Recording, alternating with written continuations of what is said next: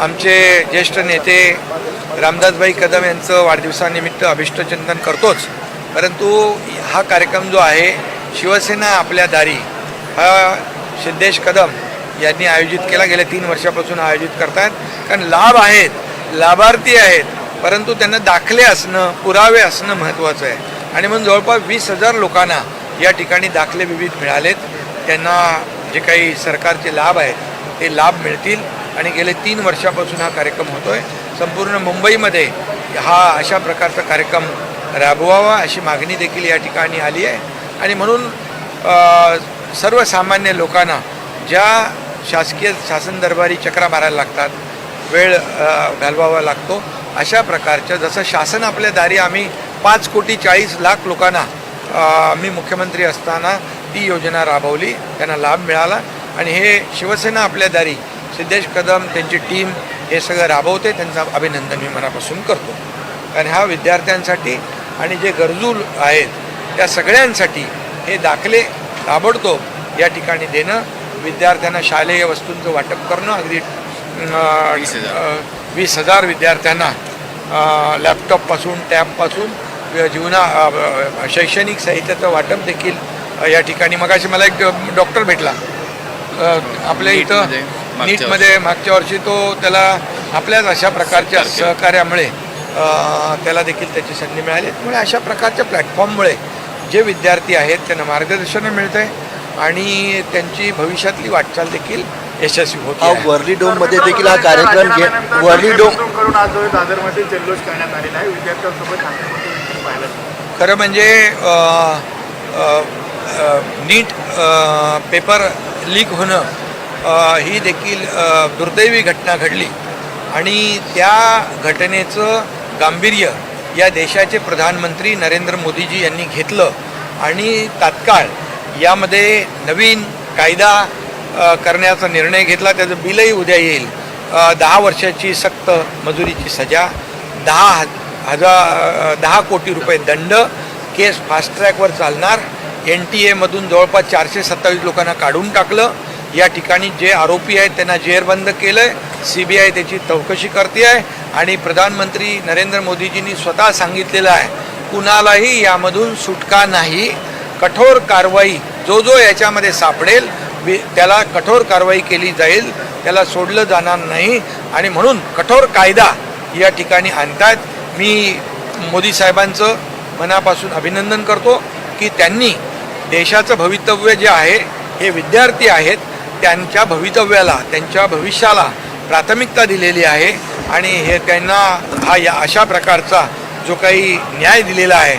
आणि म्हणून त्याचबरोबर धर्मेंद्र प्रधान यांनी देखील आपली नैतिक जबाबदारी समजून राजीनामा दिलेला आहे.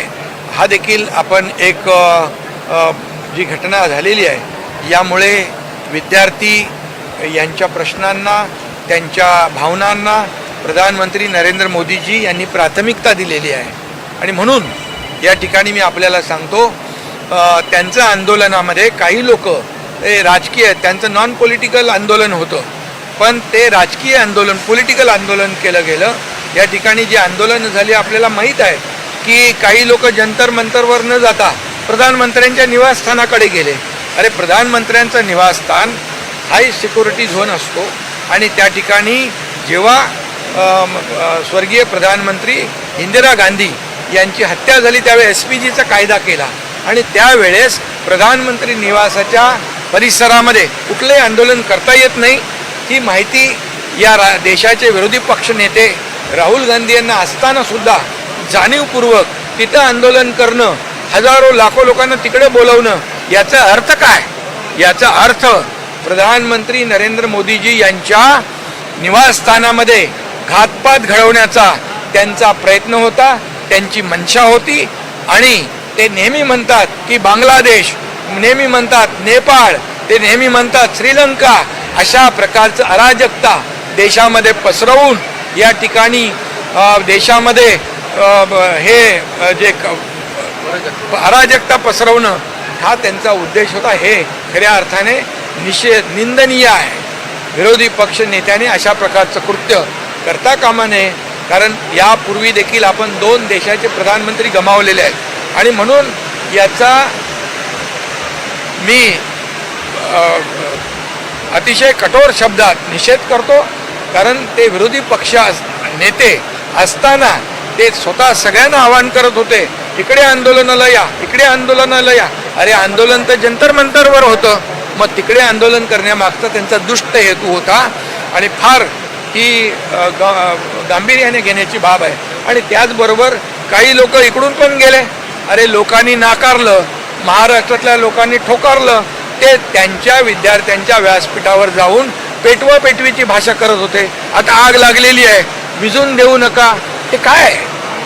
देशामध्ये अराजकता पसरवण्याची जे काय तुमचा प्रयत्न आहे तो यांचं आपल्या विद्यार्थ्यांचं आंदोलन संपल्यामुळे मागे घेतल्यामुळे ते निराश झालेले आहेत. आणि म्हणून अशा प्रकारच्या दुसऱ्याच्या ते म्हणतो ना आपण बेगाना शादी में अब्दुल्ला दिवाना अशा प्रकारचा हा विषय आहे. आणि म्हणून मी सांगतो विद्यार्थ्यांच्या बरोबर आम्ही आहोत, विद्यार्थ्यांच्या बरोबर आमच्या संवेदना आहेत. विद्यार्थी हे देशाचं भवितव्य आहे आणि विद्यार्थ्यांच्या पाठीमागे देशाचे प्रधानमंत्री नरेंद्र मोदीजी पण आहेत. आणि म्हणून आता विद्यार्थ्यांनी त्यांच्या मागण्या मान्य झाल्यानंतर अभ्यास करावा, आपलं करिअर घडवावं.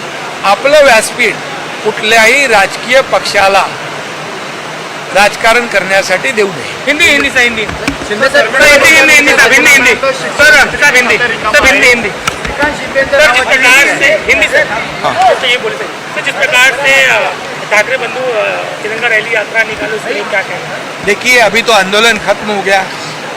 यहाँ पर जंतर मंतर में जो आंदोलन था वो विद्यार्थियों का था.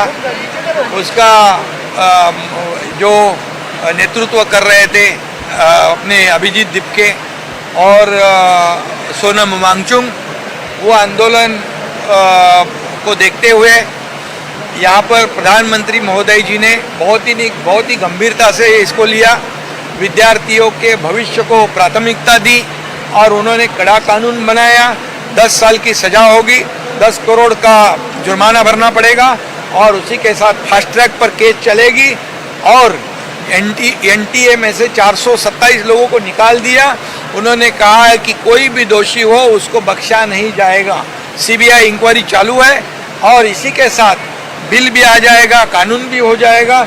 इसके आगे ऐसी कोई भी घटना ना हो इसका पूरा प्रावधान प्रधानमंत्री नरेंद्र मोदी जी ने खुद स्वयं किया है और इसीलिए मैं ये बिल भी आएगा और कानून भी होगा. इसलिए मैं प्रधानमंत्री नरेंद्र मोदी जी को बहुत धन्यवाद देता हूँ. उन्होंने ये उनका अभिनंदन भी करता हूँ, आभार व्यक्त करता हूँ, क्योंकि उन्होंने इस देश के भविष्य को प्राथमिकता दी है. उनकी भावनाओं को तवज्जो दिया है और भावनाओं को राजनीति से परे जाकर प्राथमिकता दिया है. कोई भी राजकीय दबाव को ध्यान में नहीं रखते हुए विद्यार्थियों के प्रश्नों को उन्होंने प्राथमिकता दी. और इसी के साथ शिक्षा मंत्री धर्मेंद्र प्रधान जी ने नैतिकता और हमारी जिम्मेदारी खुद की समझकर उन्होंने भी इस्तीफा दिया. अभी तो आंदोलन खत्म हो गया. अभी तो ये क्या चालू है, ये क्रेडिट लेने की बात है. और वांगचुक जी की जो पत्नी है उन्होंने खुद ही कहा था कि ये कांग्रेस की नौटंकी है, ये कांग्रेस का तमाशा है. क्या है, जंतर मंतर में आंदोलन बैठे और राहुल गांधी जाते हैं प्रधानमंत्री के निवास पर. क्या है, उनकी मंशा, उनकी भूमिका ठीक नहीं थी, उनका उद्देश्य ठीक नहीं था. और मैं तो ये कहूँगा कि हमेशा वो बार बार बोलते हैं कि बांग्लादेश में ऐसा हुआ, नेपाल में ऐसा हुआ, श्रीलंका में ऐसा हुआ. क्या हमारे देश में भी ऐसा हुआ अराजकता फैलाना चाहते? ये तो गहरी एक बहुत बड़ी खतरनाक साजिश उनकी थी, ऐसा मैं कहूँगा और उसकी कड़ी मैं निंदा करूँगा.